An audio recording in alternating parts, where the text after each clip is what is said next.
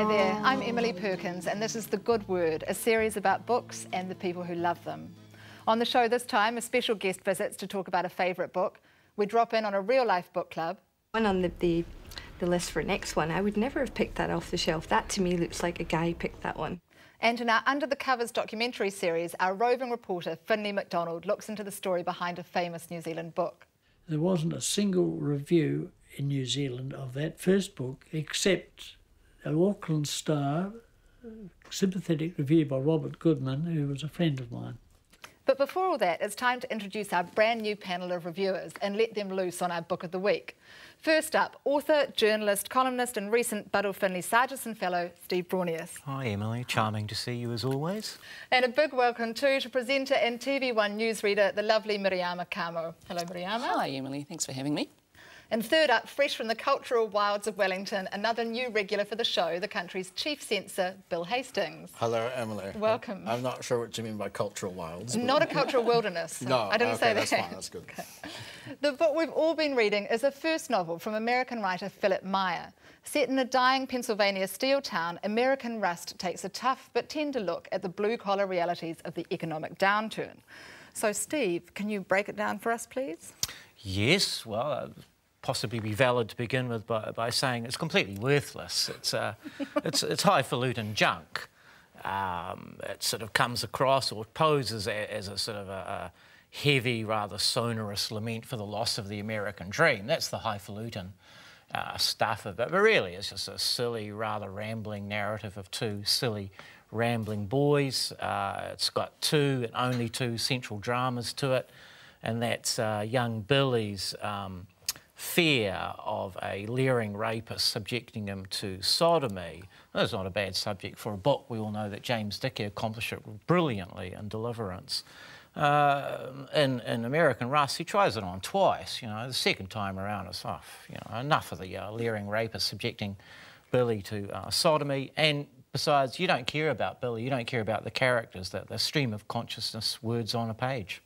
OK, that's strong words from Steve there, Miriama. Do you think this fear of sodomy or being raped by leering, horrible men might be in some way a metaphor for how America feels it was dealt with by the Bush administration? How political is the book? Well, actually, I think that's probably not a bad way of putting it. Certainly these people are... I don't know that I would say it's necessarily a political novel, but it's certainly set against the swirly backdrop of politics around the steel industry and these people that are left kind of dangling at the end of decisions made by a government that didn't really know what it was doing. They've got this sort of collision between free trade ideals and protectionism, and here's the result of people who are completely lost and don't know, you know, what the heck's going to happen to them. So they're sort of rusted to this reality that they find themselves in, which is that they've been let down by, you know, corporate America and by the government. They've been let down by the author. And they've been... you know what? You have a very strong opinion that I cannot actually disagree with. And I was quite naughty in this novel. I despise people that do this, but I skipped ahead because I found actually the only story that I was really interested in was Poe's story. OK. And I just wanted to know what happened to him. So about page 200, 220, that's when I skipped forward and I was like, Poe, oh, now I'll go back. You just read his sections. Well, the stories are written from multiple points of view.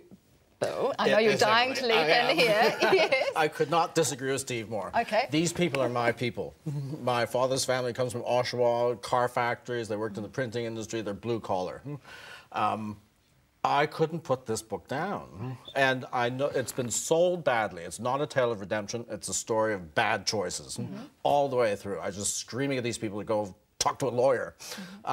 It's not all about this threat of sodomy. He was nearly killed. But yes, to answer your question, Emily, you know, his throat was being slit. But to answer your question, Emily, it's interesting how it is written. It is, each chapter is from the perspective of a character. It's not the perspective of the same event necessarily, though, because the plot is progressed through.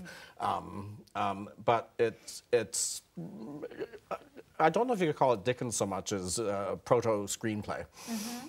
But really, I thought it was really well written. And Steve, you're looking at me like I'm crazy. But What did you make of the prose? The prose is beautiful on a sentence level. It's lovely writing. The prose, sentence by sentence? Yeah. Oh, no, I mean, it's got some minor virtues, I suppose. Is a reasonably entertaining scene where the other main character, Isaac, goes on this, huge sort of a hitchhiking odyssey, which I think goes about 40 miles or so. And he's pretty dirty, and he goes into a washroom to clean up. I thought, yeah, he does a good washroom, and he does a good Taco Bell. But yeah, these are sort of minor virtues of it. The writing was poor. It wears its heart on its sleeve. It's all about social objectives, which you two seem to think is perfectly fine for literature, but it doesn't make a good read. What do you think it's sentimental? Oh, totally. You could see the ending coming a mile off. Everyone will be all right because loyalty. That's what I kind of liked is about going it. to I bind liked the things fact together. that you could see what was coming for these people and that you weren't going to be spared and there wasn't going to be any redemption. I liked the fact that I could see it coming and they weren't going to be saved. Yeah. And you didn't know quite how that was going to work out. But it was that was the most irritating part. But this is the part that engaged me. In that it wasn't a story of redemption. It was a story of unnecessary self-sacrifice. All these people were taking decisions on behalf of other people who never asked them to make these decisions, and these lives were being wasted. So the individual lives are being wasted, much like the greater picture of the big socio-economic structure. I mean, I thought that was a nice balance. How much do you think it does tip into allegory, this business? One of the characters is called Isaac, and there is a theme of sacrifice and loyalty. And do you think, is it realism or not? Yeah, well, you wouldn't put it past the author to sort of bring in biblical themes. Yeah. He's overreaching completely. He's not a novelist. He's some guy with a kind of a mission on his hands here, and it just doesn't make for a good read. Do you think he's got a screenplay in mind? Well, he'd be lucky, I suppose. You could imagine, Sean Penn overacting his head off as per usual. And Robert Wright Penn playing Grace. Yes, and the Dennis Lehane series. OK, well, to sum up, what's your final point on this? Well, I burst into tears at the end of this book, probably for a different reason that Steve burst into tears. He thought, oh, why did I waste 2 hours of my life reading this book? I burst into tears, and I think it was because of I was moved by the unnecessary self-sacrifice and the kind of the style of the prose. I just was engaged. OK, and to sum up for you, Steve?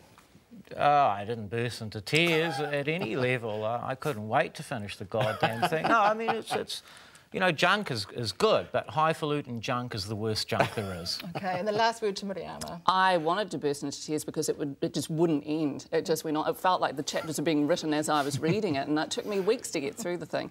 But I didn't despise the novel. I thought it was all right. I thought it was a good first outing. OK, thank you. Well, Mariama didn't despise this week's book, which was American Rust by Philipp Meyer, and it's published by Allen & Unwin.